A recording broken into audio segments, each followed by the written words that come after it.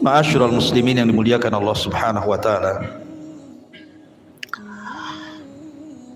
Tentu persiapan yang paling besar dari persiapan menghadapi Ramadan adalah zadu taqwa. Persiapan takwa. Dan Allah Subhanahu wa taala berfirman, "Wa tazawwadu fa inna khaira zadi taqwa." Berbekalah kalian karena sesungguhnya sebaik-baik bekal adalah taqwallahi azza wa jalla.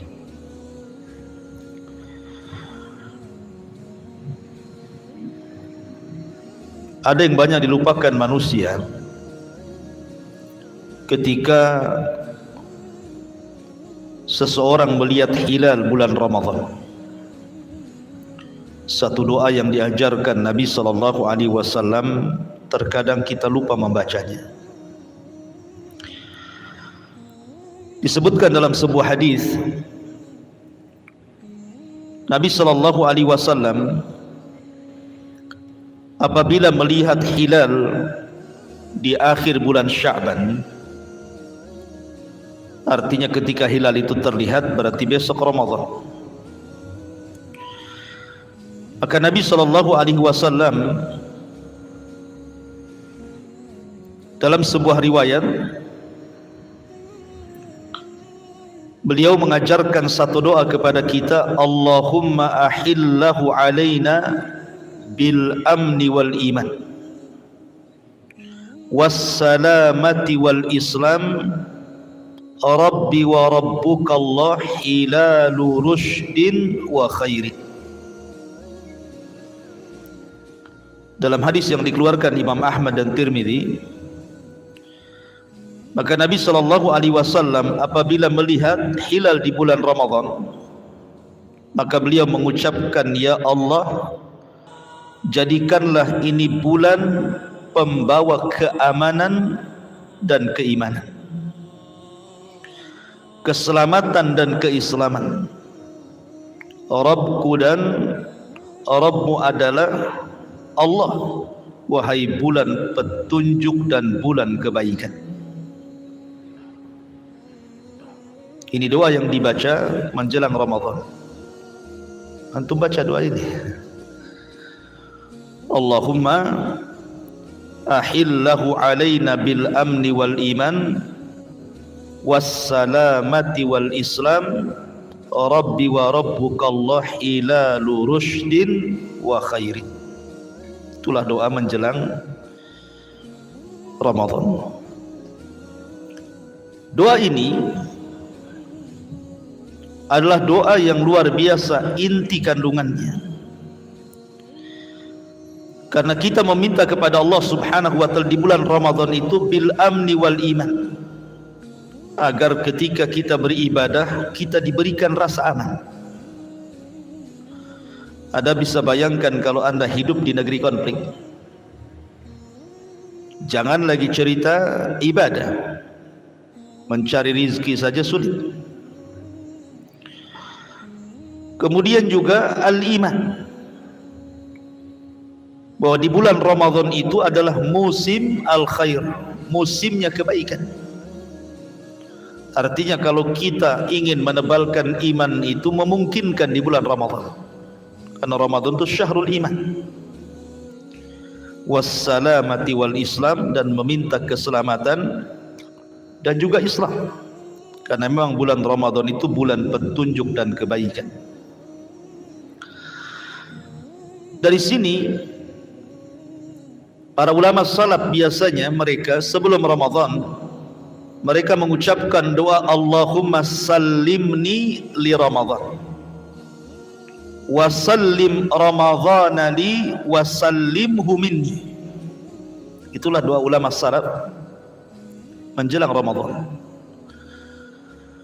Ya Allah, selamatkan aku dari penyakit dan uzur demi ibadah di bulan Ramadan.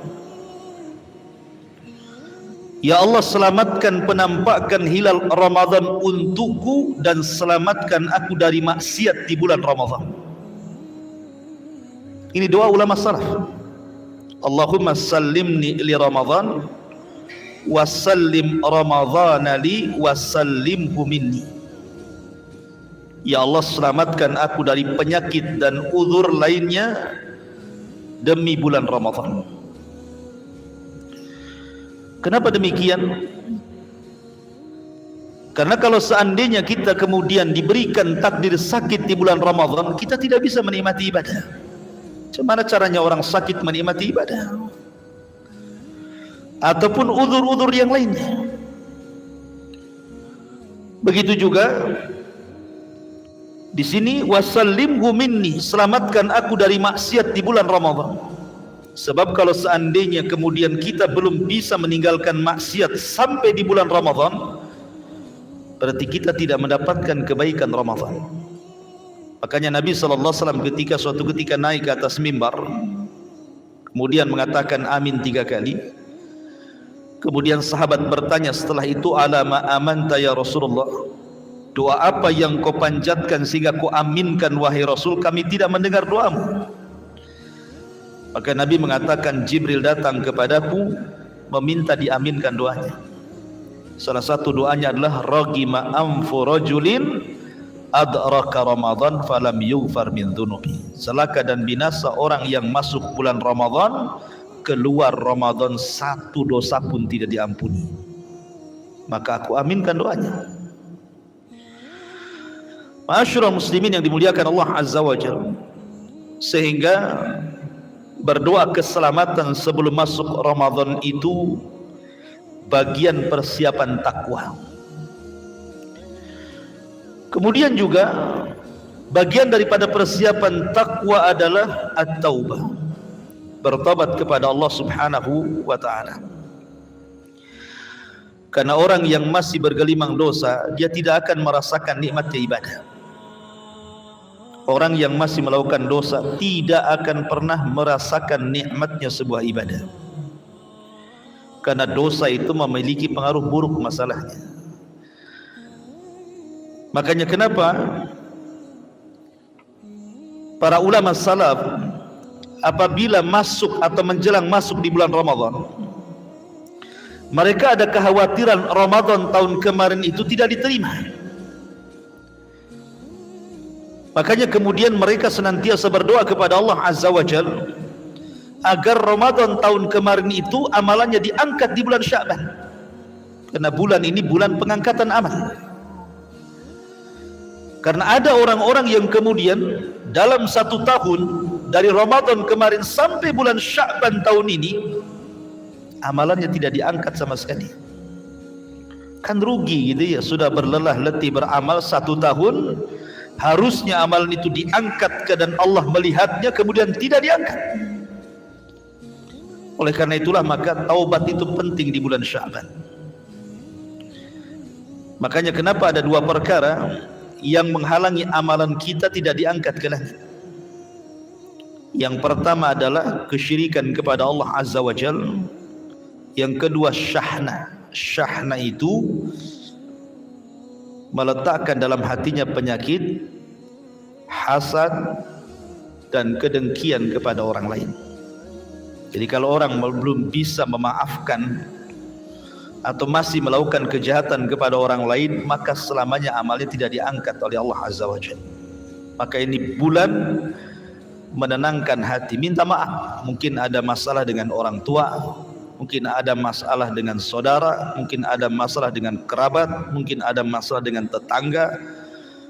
Inilah bulan kita memaafkan sebenarnya, supaya amalan Ramadan tahun kemarin diangkat di Ramadan atau di Sya'ban tahun ini. Ma'asyiral muslimin yang dimuliakan Allah Azza wa Jalla, ini yang pertama. Yang kedua, mungkin bagi anda yang sekarang usianya sudah 30, 40, 50 gitu ya, tentu sudah menghadapi Ramadan bukan hanya sekali Ramadan. Boleh jadi di antara kita sudah menghadapi Ramadan mungkin puluhan kali. Artinya bahwa dari Ramadan ke Ramadan berikutnya, sampai Ramadan tahun kemarin dan Ramadan yang akan datang tahun ini yang kita akan hadapi. Perputaran Ramadan itu adalah perputaran zaman, perputaran waktu. Ketika waktu itu berputar, artinya bahwa kita ini semakin dekat dengan kematian. Kita lihat terkadang Ramadan tahun kemarin kita punya saudara, punya kawan berbincang dengan kita. Rupanya belum sampai Sya'ban tahun ini sudah jauh meninggalkan kita. Saudara-saudara kita sudah tidak bisa lagi ngobrol dengan kita karena sudah mendahului kita. Bahkan kalau kita melihat riset kesehatan dengan banyaknya kematian di zaman sekarang, justru orang tua itu lebih lama matinya dibandingkan anak muda. Kenapa? Karena kematian di jalan raya, kematian akibat narkoba dan yang lainnya, itu rata-rata anak muda. Ya kan? Orang tua itu di rumah saja mau kemana? Anak muda ini naik motor, nabrak atau ditabrak. Ya kan? Naik mobil juga sama. Jadi kematian anak-anak muda di zaman sekarang lebih banyak dibandingkan orang tua tuh. Orang tua tak bisa naik motor. Dia mati kalau dibonceng anaknya saja mungkin. Artinya bahwa sekarang ini tidak bisa kita prediksi kematian itu. Karena juga tua ataupun muda bukan tanda daripada tanda-tanda kematian. Kalau orang tua tanda dari tanda-tanda kematian, kenapa pula anak muda mati? Artinya bahwa kematian itu tidak bisa diprediksi. Lah orang-orang yang Ramadan tahun kemarin masih berjumpa dengan kita, ngobrol dengan kita, ngopi dengan kita, berjumpa lewat media dan begitu seterusnya, rupanya Sya'ban tahun ini sudah enggak ada. Mungkinkah kita ini dalam beberapa hari ke depan bisa menjumpai Ramadan? Siapa yang tahu? Makanya kenapa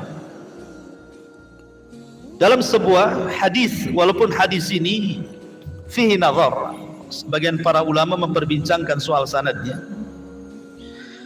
Nabi SAW mengatakan, Allahumma barik lana fir Rajab wa Sya'ban wa ballighna Ramadan.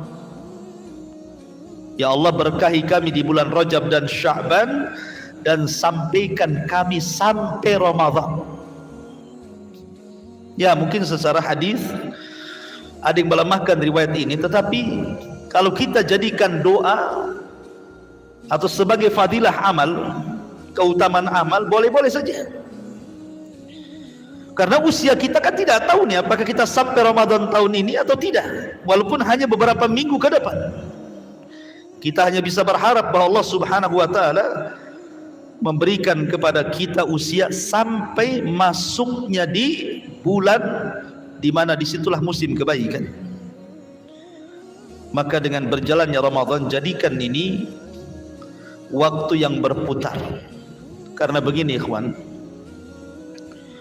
Nabi SAW bersabda, as-salawatul khamsu wal jum'atu ilal jum'ati wa ramadhanu ila ramadhan mukaffiratun ma bainahunna idza ijtunibatil kabair. Dari solat wajib ke solat wajib berikutnya, dari zuhur ke asar, asar ke maghrib, maghrib ke isya, isya ke subuh dan begitu seterusnya, atau dari Jumat ke Jumat, termasuk dari Ramadan ke Ramadan, dari Ramadan tahun kemarin ke Ramadan tahun ini. Apa kata Rasul? Mukaffiratun, bisa menggugurkan dosa, bisa menggugurkan dosa kita selama dia berusaha meninggalkan dosa besar. Artinya ada di antara kita yang dari Ramadan ke Ramadan dosanya itu digugurkan oleh Allah Azza wa Jalla. Tapi ada di antara saudara kita atau mungkin kita sendiri, dari Ramadan ke Ramadan itu rasanya dosanya tidak digugurkan oleh Allah Azza wa Jalla. Kenapa? Karena dikotori dosa besar. Jadi perputaran Ramadan itu sebenarnya ada hikmah di situ. Dari Ramadan ke Ramadan itu sebenarnya bisa menggugurkan dosa-dosa kita selama kita berusaha untuk meninggalkan dosa-dosa besar. Ma'asyiral muslimin yang dimuliakan Allah Azza wa Jalla, tentu seorang muslim menghadapi bulan Ramadan harusnya bahagia. Karena ada sebagian kita itu ketika menjelang Ramadan mikirnya 1000 pikiran. Banyak di antara kita yang tidak bahagia kan itu. Aneh itu. Ada seorang muslim menjelang Ramadan tidak bahagia. Kepikiran nanti saya lapar, nanti saya haus, kerja apa di bulan Ramadan, macam-macam. Padahal Nabi SAW mengatakan, qad ja'akum Ramadan syahrun mubarak kataballahu alaikum siyamahu yuftahu fihi abwabul jannah wa yughallaqu abwabul jahim wa tughallu fihi syayatin fihi lailatun khairu min alfi syahrin man hurima khairuha faqad hurim. Kata Nabi SAW, ini Rasul mengucapkan kalimat ini bukan sekali dua kali, tetapi berkali-kali di hadapan para sahabatnya apabila menjelang Ramadan. Jadi kalau seandainya hendak menjelang Ramadan, Rasul berkumpul para sahabat, kemudian Rasul menyampaikan kabar ini. Telah datang kepada kalian Ramadan, bulan yang penuh berkah. Allah wajibkan kepada kalian berpuasa. Dibuka pada kalian pintu-pintu surga, ditutup pada kalian pintu-pintu neraka, diikat pada kalian setan-setan, padanya malam yang jauh lebih baik dibandingkan 1000 malam. Barang siapa yang Allah haramkan kebaikannya, mendapatkannya, maka Allah haramkan selamanya. Lihat bagaimana Nabi SAW menghabarkan kabar gembira kepada kita. Harusnya kita gembira. Apabila mendekati Ramadan, seorang muslim harus gembira, tidak boleh sedih. Ma'asyiral muslimin yang dimuliakan Allah Azza wa Jalla. Kemudian yang ketiga, jadikan Ramadan tahun ini seolah-olah Ramadan terakhir bagi kita. Seandainya saya katakan kepada antum, saya dapat kabar dari malaikat maut bahwa antum besok mati. Seandainya, ya tidak mungkin juga malaikat ngasih kabar. Jadi kan saya bilang seandainya malaikat ngasih tahu kepada saya besok kamu mau mati. Tentu kalau orang dihabarkan sudah pasti besok mati, tidak mungkin dia malamnya maksiat kepada Allah. Dia seorang mukmin, pasti dia akan bertobat, pasti dia akan bermunajat kepada Allah Azza wa Jalla. Makanya lihat orang-orang di penjara itu yang divonis mati, kebanyakan mereka banyak berubah kan, bertobat kepada Allah Azza wa Jalla. Maka kalau seandainya kita jadikan seolah-olah Ramadan tahun ini adalah Ramadan terakhir bagi kita, maka tentu kita akan jadikan Ramadan ini adalah Ramadan yang paling spesial bagi kehidupan kita. Pasti solat malamnya akan lebih khusyuk, pasti sedekahnya akan lebih banyak, baca Qur'annya juga akan lebih banyak dihatamkannya, dan begitu seterusnya. Makanya penting, seperti Rasul mengatakan, jadikan solatmu ini solat terakhir bagimu, maka jadikan pula Ramadan tahun ini adalah Ramadan yang terakhir bagi kita. Sebab kalau itu yang kita tanamkan, insya Allah kita akan jadikan Ramadan ini Ramadan terbaik bagi kita. Kemudian yang keempat, bersihkan hati. Contoh anak-anak dalam berpuasa. Kita lihat anak-anak kecil itu, ikhwan, apabila mereka bertengkar, sebentar saja damai mereka itu. Satu dengan yang lainnya saling lempar batu. Tiba-tiba sudah boncengan saja dia naik itu kan, sepeda. Kok mudah sekali anak-anak itu, hatinya kok lembut sekali. Hari itu bertengkar, hari itu berdamai dia. Itulah anak-anak. Seandainya kita jadi anak-anak kan enak itu, tapi kita bukan anak-anak. Sekali bertengkar itu 7 turunan tidak hilang dendamnya. Bahkan kalau dia orang awam dan tidak paham, terkadang pertengkaran dirinya diceritakan kepada anaknya, bahwa ayahmu, ibumu punya musuh si anu tuh. Kan gitu ya. Ditanamkan dendam orang tua kepada turunannya. Coba kalau seandainya hati kita seperti anak-anak yang hari ini bertengkar, hari ini pula kemudian dia berdamai. Terkadang dia yang bertengkar, dia yang berdamai, orang tua pula yang kemudian tidak berdamai. Padahal yang bertengkar dia, bukan orang tuanya kan.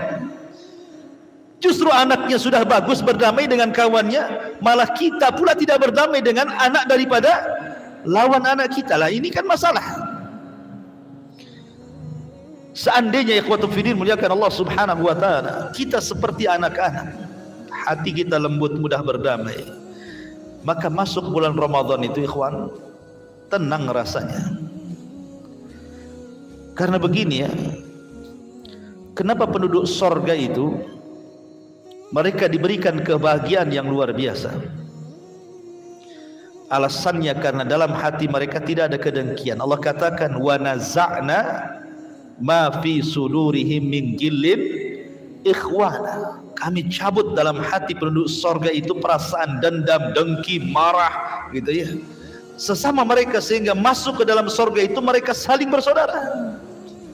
Itulah titik kebahagiaan penduduk sorga. Sebab begini ikhwan, kalau seandainya antum diberikan rumah yang megah, kendaraan yang mewah, tanah yang luas, uang yang banyak, tapi kalau hati kita ini penuh dengan hasad, dengki, dendam, marah, gak akan bahagia. Gak akan bahagia, saya jamin gak akan bahagia. Kalau seandainya penduduk sorga itu tidak dicabut perasaan itu dan masuk ke dalam sorga, seindah apapun sorga tidak akan bahagia. Tidak akan bahagia. Betapa banyak suami-suami yang tidak kerasan di rumahnya, padahal dia sudah bangun rumahnya semegah mungkin, seenak mungkin, seindah mungkin, sebaik mungkin, tapi masuk ke rumah kayaknya nggak bahagia dia, maunya keluar aja. Kenapa? Masalah dengan istrinya. Gitu ya. Lagi sewot, lagi dendam, lagi apa sama istri, nggak bahagia dia. Justru dia kemudian keluar, tidur pula di pos kamling lah. Punya rumah bagus, kenapa tidur di pos kamling? Bahagianya di mana di sini? Artinya bahwa hati ini yang menentukan bahagia dan tidaknya seseorang. Dari sini kata Imam Ibnul Qayyim rahimahullahu ta'ala, man lam yadkhulil jannata fid dunya lam yadkhulil jannah fil akhirah. Siapa yang belum masuk surga di dunia, maka dia tidak akan masuk surga di akhirat. Maksudnya apa? Siapa yang tidak mendapatkan ketenangan hati di dunia, maka dia tidak akan mendapatkan kebahagiaan hati di akhirat. Karena yang menentukan surga akhirat itu surga dunia. Dan ketenangan hati itu hanya dengan mengingat Allah subhanahu wa ta'ala. Ala bidzikrillahi tatmainnul qulub. Ma'asyiral muslimin yang dimuliakan Allah azza wa jalla, maka penting kita ini membersihkan hati. Apalagi sekali lagi bahwa yang menyebabkan amalan kita tidak diangkat di bulan Sya'ban itu karena tidak bersihnya hati. Masalahnya begini ikhwan, kalau baju antum kotor, antum bisa cuci dengan baju, dengan sabun, dengan rinso, apalah merek-merek gitu kan. Mobil antum kotor, datang ke karwas sebentar aja mengkilat. Rumah antum kotor, datangkan pembantu, suruh ngepel, suruh selesai. Pertanyaannya lah, kalau hati antum kotor, gimana cara membersihkannya? Karena nggak ada tukang bersihnya. Apa antum kemudian minum Baiklin biar bersih dalamnya? Yang ada mati antum kan itu ya. Nggak bisa lah antum itu minum apa gitu, deterjen gitu ya, biar bersih semuanya. Nggak bisa. Itulah bedanya hati dengan barang-barang itu. Kalau barang-barang kotor bisa dibersihkan. Karat-karatnya barang itu sekarang ada deterjennya itu untuk membersihkan. Loh, kalau hati ini kotor, gimana cara membersihkannya? Yang bisa membersihkan hati ya tadi, hanya dengan mengingat Allah, membaca Al-Quran, mendekatkan diri kepada Allah, beribadah dan begitu seterusnya. Lah sebelum Ramadan ini, maka bersihkan hati dengan cara apa? Jangan meninggalkan ibadah-ibadah di bulan Sya'ban, karena yang menentukan rajinnya Ramadan itu Sya'ban. Contoh begini, antum kalau biasa berusaha membiasakan puasa di bulan Sya'ban ini, puasa Senin Kamis, Ayyamul Bid, artinya kan sudah terbiasa perut kita dengan lapar, sudah terbiasa perut kita dengan haus gitu ya. Maka ketika masuk Ramadan itu minimalnya tidak kaget lah kan gitu. Perut kita tidak kaget, tenggorokan kita tidak kaget. Kenapa? Karena sudah terbiasa puasa. Inilah yang kemudian dijadikan oleh Nabi SAW kebiasaan. Menjelang Ramadan, Rasul memperbanyak puasa di bulan Sya'ban. Itu pula yang ditanyakan oleh Usama ibn Zaid kepada Nabi SAW. Apa kata Usama bin Zaid? Rasul, aku tidak pernah melihat engkau banyak berpuasa sunnah kecuali di bulan Sya'ban. Ada apa? Maka Nabi SAW menjawab, karena bulan Sya'ban itu bulan yang dilalaikan manusia. Lalai manusia itu bahwa dia sedang menghadapi dan akan menghadapi bulan Ramadan. Lalai dia. Harusnya bulan Sya'ban itu menjadi bulan persiapan. Kalau orang rajin puasa di bulan Sya'ban, insya Allah dia akan merasakan nikmat puasa di bulan Ramadan. Kalau dia rajin membaca Quran di bulan Sya'ban, dia akan merasakan nikmat dia baca Quran di bulan Ramadan. Kalau dia rajin bersedekah di bulan Sya'ban, dia akan merasakan nikmatnya sedekah di bulan Ramadan. Dan begitu seterusnya. Sesuatu itu dimulai dengan mukaddimah, ikhwan. Sesuatu itu dimulai dengan mukaddimah dulu. Sya'ban ini mukaddimah. Biasakan ibadah-ibadah pokok yang akan kita hadapi di bulan Ramadan, lakukan di bulan Sya'ban. Karena untuk membiasakan gitu ya. Contoh baca Quran lah. Orang walaupun sudah bisa baca Quran mahir ikhwan, tapi kalau 1 tahun antum tidak baca Quran, tiba-tiba masuk Ramadan baru ambil Quran kemudian antum baca, itu tidak bisa lancar juga. Gak akan lancar bacaannya. Dia akan menyesuaikan lagi itu, memperhatikan huruf-hurufnya. Apalagi semakin tahun, bukannya rabun jauh, rabun dekat pula. Mungkin tengok rumah susah pula tengok Quran. Sudah susah baca, rabun dekat lagi. Sibuk dengan kacamata dia. Artinya bahwa Quran saja orang sudah mahir, kalau ditinggalkan ketika Ramadan baru baca, itu sulit baca. Lah kalau seandainya sudah tidak lancar membaca, kapan hatamnya? Sementara para ulama itu kalau datang bulan Ramadan itu perhatian mereka kepada Quran itu luar biasa. Saya contohkan, dijelaskan oleh para ulama, kana li Syafi'i, Imam Syafi'i rahimahullah taala Muhammad ibn Idris fi Ramadan, kana li Syafi'i fi Ramadan 60 khatmah yaqra'uha fi ghairi salatin. Imam Syafi'i apabila masuk bulan Ramadan, maka dia akan menghatamkan 60 kali hatam, dan itu di luar sholat. Berarti 1 hari 2 kali hatam. Semana caranya? Tidak bisa dilakukan kecuali orang yang lancar baca Quran. Kalau baca Qurannya satu-satu, kapan lancarnya? Bukan 30 juz 30 ya. Artinya bahwa Imam Syafi'i, lo lihat bagaimana Ramadan perhatian kepada Quran kan luar biasa. Kemudian dijelaskan Imam Qatadah, yakhtimu fi kulli sab'i da'iman wa fi Ramadan fi kulli thalath wa fil ashri awakhir kulla lailatin. Imam Qatadah apabila hari-hari biasa seminggu sekali dihatamkan. Kalau masuk bulan Ramadan 3 hari sekali dihatamkan. Kalau masuk 10 akhir Ramadan setiap malam dihatamkan. Luar biasa. Kalau hari-hari biasa kayak sekarang seminggu sekali. Masuk awal Ramadan sampai 20 Ramadan 3 hari sekali. Kalau sudah 10 akhir Ramadan 1 hari 1 kali. Pertanyaannya kita berapa kali?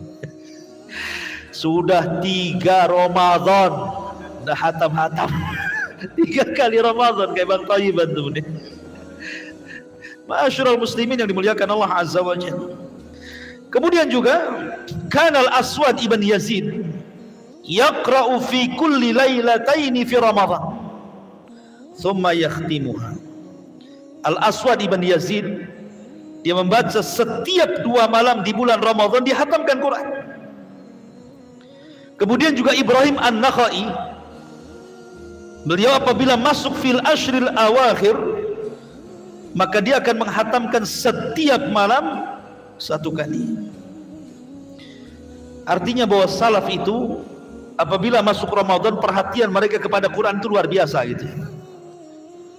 Sampai dikisahkan oleh Abdul Razak, kana Sufyan al-Thawri idza dakhala Ramadan taraka jami'al ibadat wa aqbala ala qiraatil Quran. Dia tinggalkan semua ibadah yang sunnah-sunnah maksudnya dan dia lebih fokus membaca Quran. Kemudian juga kana Malik, maksudnya Imam Malik, idza dakhala Ramadan yafirru min qiraatil hadis wa mujalasatil ilmi wa aqbala ala tilawatil Quran minal mushaf. Imam Malik itu kalau datang bulan Ramadan dia tidak mau ngajar hadis lagi. Bahkan dia liburkan semua pengajian. Dia ambil mushaf, padahal dia hafal Quran tuh Imam Malik itu. Tapi tetap dia ambil mushaf dan dia fokus membaca Al-Quran. Begitulah masalah ikhwan. Maka sekali lagi sebagai persiapan kita menjelang Ramadan, dari sekarang lah. Cobalah kita biasakan ngambil Quran, walaupun 1 hari mungkin habis sholat tur atau asar atau maghrib atau isya atau subuh gitu ya, selembar 2 lembar jadilah.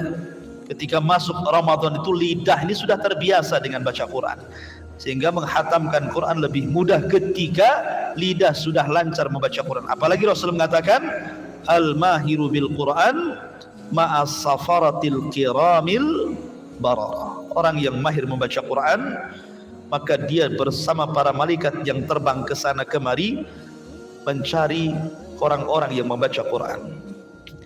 Ma'asyiral muslimin yang dimuliakan Allah Azza wa Jalla. Kemudian juga biasakan dari sekarang makmurkan masjid. Ini penting memakmurkan masjid dari sekarang. Permulaan puasa itu adalah di waktu fajar shadiq, dan fajar shadiq itu masuknya waktu subuh. Artinya jangan tinggalkan sholat subuh di luar waktunya, karena permulaan puasa itu kan di sholat subuh kan, terbit fajar saja azan. Karena begini ikhwan, ada sebagian kebiasaan buruk di masyarakat itu, karena mungkin sahurnya terlalu malam, jam 2 ada sahur dia, obrok-obrok belum keluar dia pula udah sahur. Habis sahur baru ada obrok-obrok di luar gitu ya. Jadi belum dibangunkan sahur sudah sahur dia. Ada orang kayak gitu tuh. Sehingga karena sahurnya itu kemalaman, jam 1 jam 2 sudah sahur. Yang lebih parah lagi sahurnya jam 10, ya kan, makan banyak, akhirnya ketika sahur balas. Padahal sahur itu kan waktu berkah ya. Makanya para ulama mengatakan ketika Nabi SAW disifatkan oleh Zaid tentang batas sahurnya Rasul dengan azan subuh, apa kata Zaid? Qadra khamsina ayat, seperti orang membaca 50 ayat. Artinya Rasul itu makan sahur hampir mendekati azan subuh. Oke lah kita buat 30 menit lah sebelum azan antum sahur ya. Ini enggak, jam 2 antum sudah sahur, ketika sudah kenyang ngantuk pula antum kan, sehingga 15 menit 20 menit lagi sebelum azan tidurlah kita, bangunnya ketika matahari terbit pula. Itu kan kebanyakan seperti itu. Makanya kenapa kemudian para ulama mengatakan bahwa orang yang sahur menjauhi waktu subuh maka akan menyelisih sunnah Nabi SAW dalam beberapa kondisi. Satu, maka dia akan berpuasa sebelum waktunya. Iya, dia akan berpuasa sebelum waktunya kan. Umpamanya dia sahur jam 2, jam 3 selesai sahur, tidur dia, kemudian bangun subuh, berarti dia puasa nambah jam. Harusnya dia puasa itu startnya jam 5 gitu ya. Jam 5 itu dia puasa tuh, jam 3 dia sudah puasa, berarti 2 jam dia nambah puasa itu. Kalau semakin ditambah jamnya, diperkirakan siangnya itu perutnya sudah kerebak gitu sudah. Udah ngelak saja, sudah haus saja kan. Kenapa? Lapar. Karena sudah kelamaan dia puasanya, kelamaan, nambah 2 jam. Tapi kalau seandainya kemudian antum sahurnya umpamanya sebelum subuh itu 30 menit, ketika hampir 5 menit lagi azan antum selesai, insya Allah antum akan kuat puasanya. Kenapa? Karena memendekkan jam gitu ya ketika puasa. Nah, ini satu, menyelisih sunnah karena menambah jam puasa. Yang kedua, akan memadaratkan badannya. Akan memadaratkan badannya sehingga dia akan lemas. Ketika lemas badannya karena lapar dan haus yang ia rasakan karena terlampau lamanya dia berpuasa, dan itu akan memadaratkan ibadah-ibadah yang lainnya. Dan itu bukan sunnah Nabi SAW. Sunnah Nabi qadra khamsina ayat, seperti orang membaca Al-Quran 50 ayat, itu sunnah Nabi. Maka sahurlah mendekati subuh supaya siangnya nyaman dia. Ma'asyiral muslimin yang dimuliakan Allah Azza wa Jalla, artinya bahwa permulaan puasa itu di sholat fajar. Maka jangan pernah tinggalkan di sholat fajar ini. Apalagi laki-laki ke masjid. Nabi SAW mengatakan, Basyiril masya'ina fi dhulumatin ilal masajid bin nuri tam yaumal qiyamah. Kata Rasul, habarkan gembira kepada orang-orang yang berjalan di kegelapan, maksudnya berjalan untuk melaksanakan subuh dengan cahaya yang sempurna pada hari kiamat. Ingat, Al-Quran membahasakan bukan dengan sholat fajar, tetapi dengan Quran fajar. Allah mengatakan, aqimis salata liduluki syamsi ila ghasaqil lail wa Qur'anal fajri inna Qur'anal fajri kana mashhuda. Allah tidak mengatakan salat al-fajri, tapi Allah mengatakan Qur'anal fajri. Inna Qur'anal fajri kana mashhuda. Kenapa? Kenapa Allah membahasakan dengan Qur'anul fajri bukan salatul fajri di sini? Karena panjangnya solat fajar itu. Nabi itu kalau solat fajar, maka paling sedikit ayat yang ia baca berapa? 100 ayat. Solat yang paling panjang dari solat 5 waktu yang disunnahkan itu solat fajar. Makanya dibahasakan dengan wa Qur'an al-fajri kan? Karena bacaan Qur'annya lebih panjang dibandingkan solat-solat yang lainnya. Apalagi di solat fajar itu Allah katakan kana masyhuda, disaksikan malaikat. Jadi kalau seandainya hendak memulai aktivitas sebelum Ramadan itu, rajinkan solat fajar, supaya nanti ketika masuk Ramadan sudah terbiasa tidak tidur di solat fajar kan itu. Karena Imam Abdul Qayyim mengatakan orang yang terbiasa tidur di waktu fajar, apalagi sampai terbit matahari, maka hilang keberkahan dalam hidupnya, gak akan berkah hidupnya itu. Karena Rasul mengatakan Allahumma barik li ummati fi bukuriha, ya Allah berkahi umatku di waktu paginya. Maka jangan sampai berkah ini hilang gara-gara seseorang tertidur.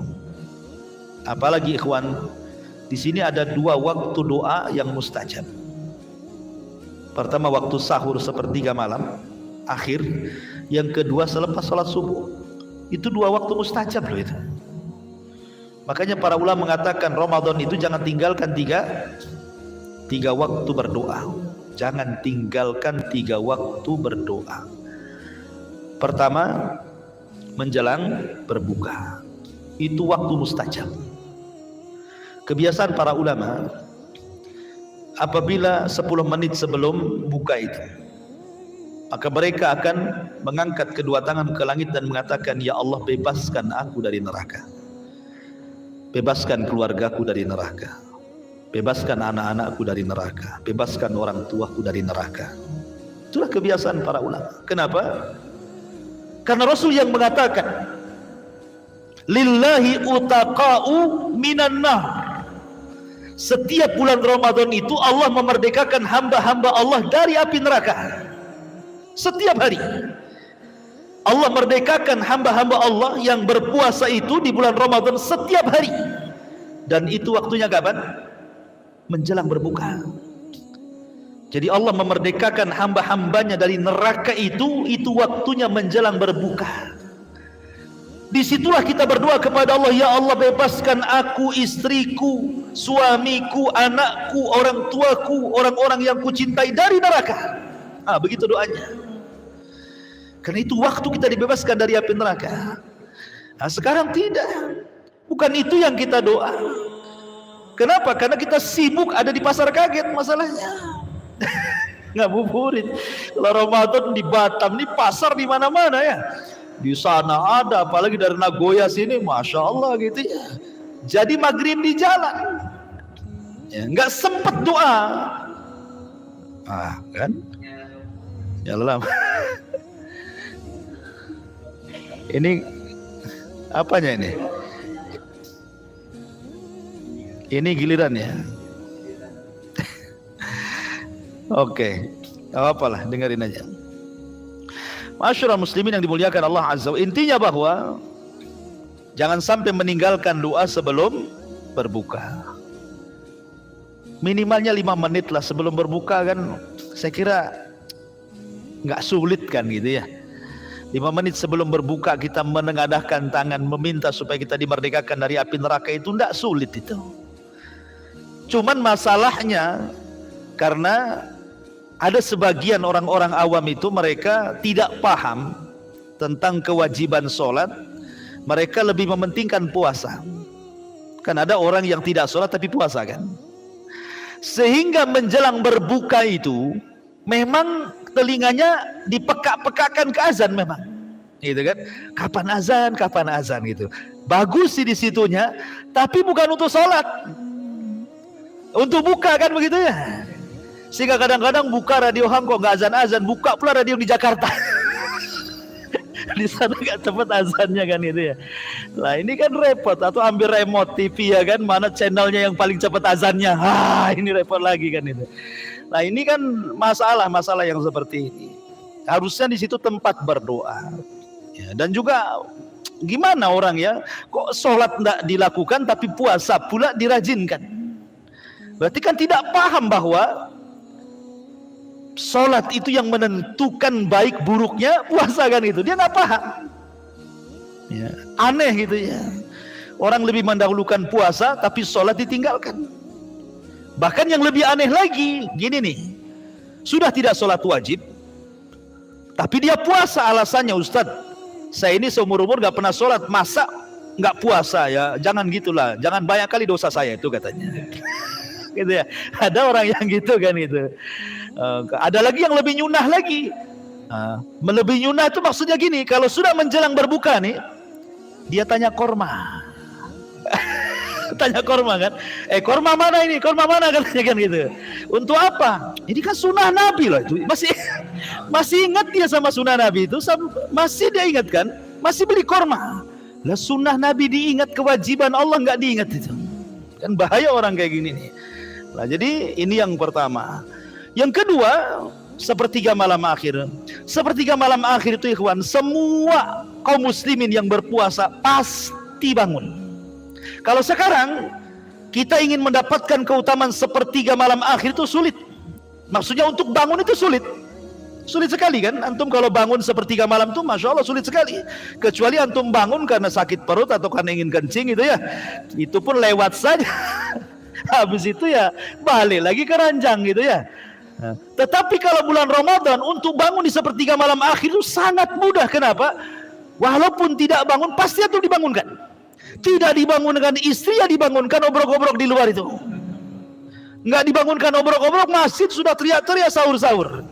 Artinya bahwa seolah-olah Ramadan ini betul-betul memaksa kita untuk bangun di sepertiga malam akhir. Dipaksa kita ini, ya. Walaupun kita ini tidak pasang alarm, tetap juga bangun. Ya. Kemudian kalau sudah terbiasa setiap hari nggak ada obrok-obrok pun kita bangun. Artinya bahwa ini nikmat kita dibangunkan di sepertiga malam akhir. Karena setiap orang yang berpuasa pasti bangun di sepertiga malam akhir untuk sahur. Itu waktu mustajab doa, ikhwan. Sepertiga malam akhir itu mustajab doa. Allah turun dan mengatakan, siapa yang berdoa ku kabulkan, siapa yang minta ku kasih, siapa yang minta ampun ku ampuni, kan begitu. Nah, itu kesempatan. Kalau kita hari-hari biasa bangun sepertiga malam, mana bisa bangun kita? Artinya bahwa sebagaimana kita berikan kesempatan sebelum berbuka 5 menit, maka berikan juga 5 menit sebelum sahur. Cobalah 5 menit sebelum sahur kita berdoa kepada Allah. Itu mustajab, itu waktu mustajab. Jangan tinggalkan. Karena itu sepertiga malam akhir masuknya. Kemudian yang ketiga, selepas subuh. Selepas subuh sebelum terbit matahari itu mustajab doa itu. Bahkan disebut waktu berkah namanya. Itulah waktu berkah. Rahasia kehidupan kita satu hari itu ditentukan di waktu fajar itu. Selepas subuh sampai terbit matahari itu menentukan nasib kita satu hari itu. Itulah minta berdoa kepada Allah di situ. Karena umumnya, okelah orang-orang yang rajin sholat subuh gitu ya di masyarakat gitu. Ketika mereka habis sholat subuh, bukannya mereka membuka pintu, membuka jendela biar ada angin sobak masuk ke rumah, itu malah gordennya malah ditutup lagi. Sudah gordennya warna hitam gitu, listrik dimatikan, jadi jam 12 malam lagi lah kan itu. Jadi memang gak pernah kita ini mau menjadikan waktu berkah ini, kan ada angin berkah, ikhwan. Rasul mengatakan, nusirtu bis sabah wa uhlikatil adu bid dabur. Aku ditolong dengan angin soba. Angin soba itu angin pagi. Dan kaum Ad itu dihancurkan dengan angin sore. Makanya kenapa wanita-wanita di zaman Nabi SAW ternukilkan kepada kita mereka sholat subuh berjamaah. Dan tidak ternukilkan wanita-wanita di zaman Rasul sholat berjamaah duhur, asar, maghrib, isya, tidak. Hadis-hadis yang menjelaskan tentang wanita-wanita di zaman Rasul sholat berjamaah ke masjid itu di subuh. Kenapa? Kenapa memilih sholat subuh mereka berjamaah di belakang Nabi? Karena di situ ada riyadhah, ada olahraga. Dari rumah ke masjid, dari masjid ke rumah itu jalan kaki. Itu olahraga karena di situ ada angin soba, angin yang membawa kemenangan bagi kaum muslimin, gitu maksudnya ya. Makanya kenapa para ulama menyunahkan, menyarankan kalau antum pulang habis sholat subuh itu buka jendela, buka pintu biar angin itu masuk. Kecuali kalau hujan lain kan. Kalau waktunya bagus, cuaca bagus, apa salahnya dibuka jendela biar masuk sirkulasi. Itu angin soba tuh namanya. Itu angin pembawa kemenangan di zaman Rasul. Apalagi kalau antum tidak pulang ke rumah. Kata Nabi SAW, siapa yang sholat subuh jamaah tidak beranjak dari tempatnya, baca Quran, berzikir sampai syuruk, kemudian antum sholat 2 rakaat, maka pahalanya sama dengan haji dan umroh secara sempurna, kan itu. Secara sempurna. Mikirlah antum mau haji harus nabung dulu. Ya, kadang di antara kita hanya kepengen saja tapi tidak haji-haji. Tapi kita bisa mengambil pahala haji dengan cara duduk di Masjid Al-Fajri habis subuh sampai terbit matahari. Bukan numpang tidur habis subuh ya. Bukan, maksudnya habis subuh ya zikir sampai syuruk, kan itu ya. Pulang antum sudah dapat pahala haji. Tetapi maksudnya bukan menggugurkan ibadah haji, maksudnya dapat pahala haji. Jangan pulang ngaku-ngaku sudah haji. Kan itu. Saya sudah haji Ustaz, di mana? Di Masjid Al-Fajri. Jadi bukan begitu. Artinya ikhwatul fillah muliakan Allah Azza wa Jalla. Intinya bahwa jangan tinggalkan sholat subuh karena ini akan mempengaruhi Ramadan. Itu setatnya subuh itu adalah setat puasa. Harusnya disinilah permulaan kita beramal soleh. Karena orang yang berpuasa itu mudah untuk melaksanakan ketaatan dan menjauhi larangan. Kenapa? Hawa nafsunya sedang ditekan dengan puasanya. Nah, gitu ya. Jadi dibiasakan dari sekarang sholat subuh berjamaah, makmurkan masjid, supaya ketika masuk Ramadan sudah terbiasa. Kemudian juga niatkan kuat bahwa kita akan beribadah di bulan Ramadan. Ini penting ikhwan, niat ini. Antum sudah punya cita-cita dari sekarang gitu ya. Saya kalau Ramadan insya Allah saya akan taraweh, baca Quran, saya akan seminggu sekali hatamkan, saya akan berusaha untuk berzikir. Pokoknya antum harus ada niat dari sekarang nih. Sudah dicita-citakan tuh, wah Ramadan nih hari ini harus spesial daripada Ramadan tahun kemarin. Saya mau itikaf di Al-Fajri. Dulu nggak pernah itikaf, saya ingin itikaf lah sekarang. Kan itu ya. Dulu saya malas-malasan tarawih, sekarang saya tidak akan malas-malasan lagi. Sayang saya sudah tua, sudah begini ya gitu. Harus ada cita-cita. Kenapa demikian? Kalau seandainya Allah takdirkan ya. Anda nggak mendoakan antum mati. Tetapi kalau Allah takdirkan, rupanya 2 hari sebelum Ramadan mati pula antum karena corona. Ya kan? Niat antum sudah sampai ke Ramadan. Itu maksudnya ya. Niat kita lah sudah sampai di Ramadan. Kalaupun Allah takdirkan kita mati. Dari sini Nabi SAW mengatakan, man hamma bihasanatin falam ya'malha katabalahu hasanatan. Barang siapa yang bercita-cita, ada niat untuk melakukan kebaikan, tapi dia tidak sempat mengamalkannya, entah karena uzur, entah karena meninggal, entah karena apa kan itu ya. Intinya hanya ada niat baik tetapi tidak kesampaian kebaikan itu, maka Rasul mengatakan kutibat lahu hasanatun, tetap dicatat satu kebaikan kepada dia. Artinya kalau antum niat, saya ingin Ramadan ini saya ingin perbaiki tarawih saya, berarti antum sudah dapat satu kebaikan tarawih. Antum niat lagi, pokoknya Ramadan ini anak mau hatamkan Quran, berarti seolah-olah antum akan dapat pahala menghatamkan Quran. Ramadan ini saya ingin menyantuni anak yatim, seolah-olah antum beri sedekah anak yatim. Seperti itu maksudnya. Karena amalan yang paling ringan tetapi berpahala besar adalah niat. Niat itu mengecilkan yang besar. Contoh begini, tetangga haji karena dia kaya, kita mau haji tidak bisa. Kemudian dalam hati kita, ya Allah, kalau seandainya aku seperti dia, aku pun akan haji kayak dia. Maka antum dan dia sama pahalanya, kata Rasul. Sama pahalanya kan? Padahal kita nggak haji, dia yang haji kan? Tapi pahala kita dengan dia sama saja. Kenapa bisa? Itulah niat yang menjadikan perkara kecil jadi besar. Maka penting seseorang itu berniat, mengazamkan niat di bulan Ramadan ini harus lebih baik dibandingkan tahun kemarin. Karena ada hadis qudsi juga dijelaskan, annallaha amara al-malaikata al-hafadhata bi kitabatil hasanati was sayyi'at lil abdi liyujaziyahu bihima fi daril akhirah. Sesungguhnya Allah akan perintahkan kepada para malaikat hafadhah untuk mencatat setiap kebaikan dan keburukan kepada hambanya untuk dibalas kelak pada hari kiamat. Artinya kebaikan dan keburukan tetap akan dibalas. Maka jangan berniat jelek di bulan Ramadan. Kesempatan Ramadan ini kan kerja kurang, saya banyak istirahat lah kan gitu. Banyak istirahat, niatnya untuk banyak istirahat pula dia. Bukannya niatnya untuk banyak ibadah, untuk banyak istirahat. Kesempatan Ramadan banyak istirahat nih katanya. Ini sudah niatnya udah nggak bagus gitu ya. Maka yang terakhir, ini yang paling penting juga, letakkan seorang muslim itu harus mentartib acara, ikhwan.